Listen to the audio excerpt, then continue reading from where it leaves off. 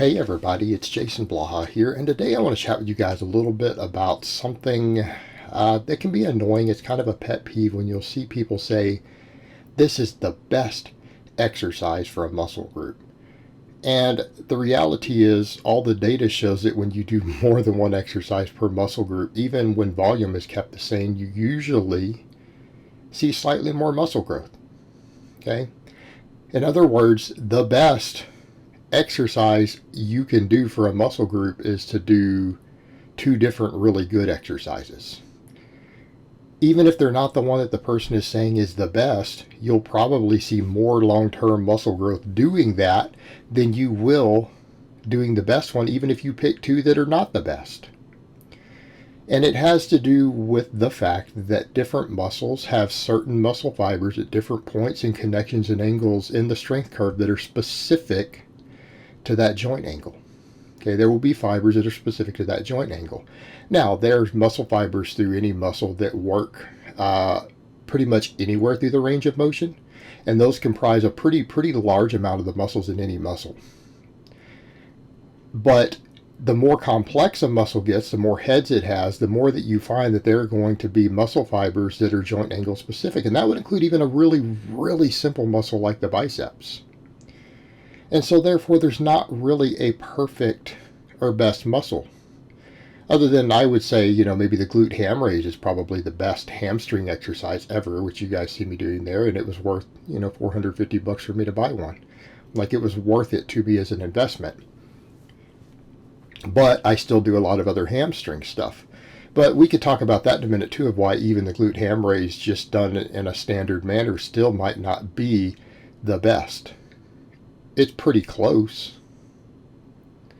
It's pretty close. But here's the thing. This is stuff that we need to think about for late novices, intermediate lifters, definitely advanced lifters. Advanced lifters, we actually need to be rotating exercises. We need to actually not even be doing the same exercise for extended periods of time. We need variation to avoid stagnation and avoid overuse. But when it comes purely to stimulating hypertrophy without concerns for those things, particularly for, again, maybe the intermediate lifter, the late novice, we have to get out of this mindset of the best. Now, people will say, well, Jason, are you saying that a novice can't build their lower body off of nothing but box squats and good mornings and whatever? Well, no, they totally can. But that's novice lifters, right?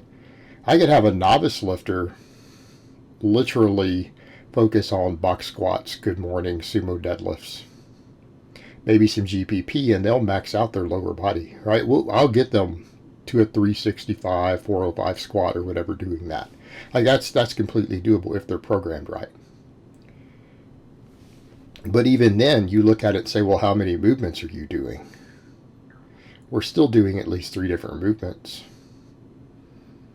Still doing at least 3 different movements. Right? And that's, again, so in this case, though, I'm even just talking about supplemental lifts. I'm not even talking about your main exercises, though. If you look at everything I'm doing here discussing this stuff, these are all supplemental lifts. What do you see me doing here for hamstrings and low back? Good mornings, glute ham raises, reverse hypers. Everything done here is in the 10 to 20 rep range. So this is all my supplemental work. This is just for hypertrophy. And this is just to build my erectors and hamstrings and glutes and things. But a lot of this is really hamstring dominant, right? These 3 movements are all hamstring movements. They're all hip movements. But I'm hitting different angles.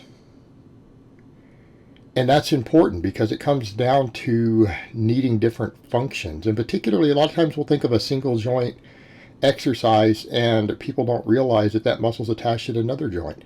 For example, you take the hamstring, right? We think of the hamstring as, okay, well, it's attached at the knee, so if we bend the knee, well, that's one function of it. But it's also involved in hip hinging. It attaches at the hip, not just the knee. Same thing with your bicep. All the guys' favorite muscle, which is really kind of a silly muscle to spend so much time focused on, but guys do. The bicep has more than one point of attachment. In fact, it has 2 points of attachment at the shoulder. Right? The 2 heads of the bicep do not attach at the same point. The 2 heads attach at the bottom, at the forearm, at the same point. Okay, you see where I'm going with this? The bicep is one of the most simple muscles, the least complex muscle that anybody trains, that anyone puts any serious effort into. It is the least complex muscle, yet it has 3 different points of attachment, because the top of the bicep attaches at 2 different points in the shoulder. Those 2 heads have a separate tendon that do not attach together. They combine into 1 tendon at the bottom. So we have 3 different tendons on the bicep, and that's as simple as it gets. As you start talking about lats, quadriceps, pectorals, right? Now we're dealing with a lot of points of attachment. Those get even more complicated. And so what we're saying here is that you realistically, you're going to need a couple different exercises to maximally develop a muscle. I'm not saying you can't get really, really good development with minimalist stuff. You can, right? If you came in and did tons and tons of bench pressing, you could absolutely build your pecs and front delts up.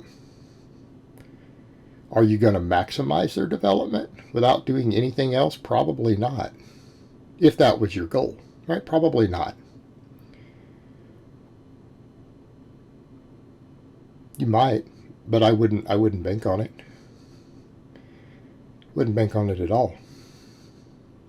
So, I mean, even notice here, though, I mean, I do a lot of squat and deadlift variations. Look at all the different speed work. I rotate bars, bands, chains, all this stuff. Sometimes even do different stances, deadlifts. Those are for my main movements.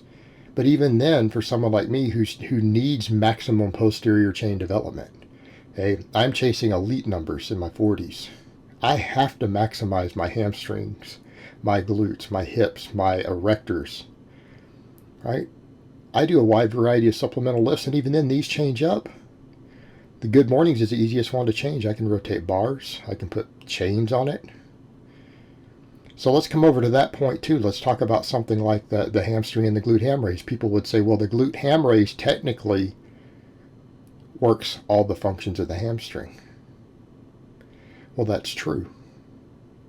And if we do straight weight on it, what do we see though? We see the most tension at the bottom. What about the top? What about at peak contraction up there? I mean, that's one of the big perks of it. We're not getting the most weight at peak contraction.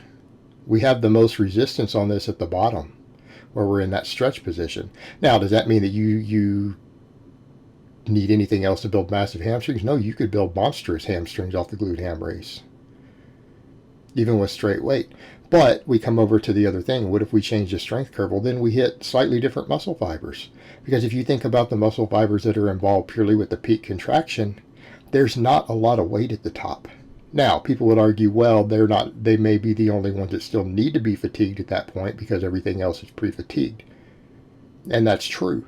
But if we do something to even change the strength curve, which makes it a different exercise. If I hook bands on here, and you guys have seen me do bands, you see me do chains on the glute ham raise, because obviously here I'm doing sets of 20 with my body weight.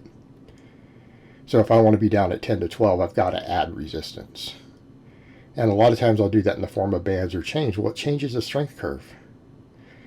It puts more resistance at peak contraction. Okay? The strength curve changes through the range of motion of a muscle. And because we're dealing usually with gravity and other things, we might find that we are not working as hard at points in a movement pattern where the muscle might actually be stronger due to a leverage advantage, and might even have muscle fibers that are being under-recruited and underutilized. And if you really want to make that muscle as big and as strong as possible,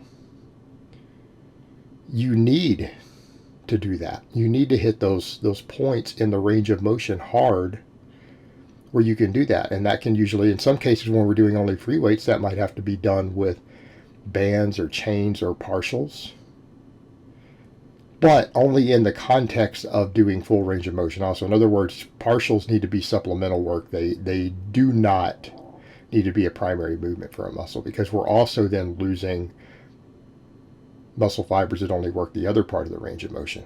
And that's something that people forget when we go to partials. So if you're doing a partial, as a secondary exercise, it needs to be a secondary exercise, because we would argue, well, you need more weight at the certain point where the leverage advantage is there to hit those muscle fibers, right? Because they're muscle fibers that are only going to be involved with the top third of a range of motion that might only be maximally recruited there.